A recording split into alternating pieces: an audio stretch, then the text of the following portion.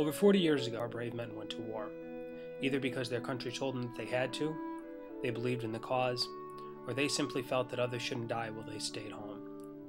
This is their story. This is their story of how they survived, and the welcome that they came back to, or rather the lack thereof. They came home to a government who disowned them, a society that disregarded them, and for many, families that abandoned them, all because they simply went to war. This is not just about Vietnam veterans. I'm hoping their story will help shape our current generation and all future generations. These brave men and women choose to go freely, to help fight for our freedoms and others' freedoms, while we're allowed to stay home and go on with our lives. These people should be celebrated. Those of us like myself who have never seen war can never understand it. I mean, how could you? How many of us could honestly say in their wildest dreams that we could understand what it's like? Just spending every day that you're in that hell, just waiting to die. None of us can understand what that's like. None of us can even begin to imagine the stress that must take on a body.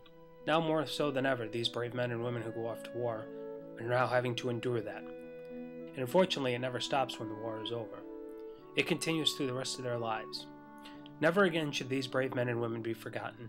I hope that in sharing these vet stories, a whole new generation will have a different take on post-traumatic stress disorder.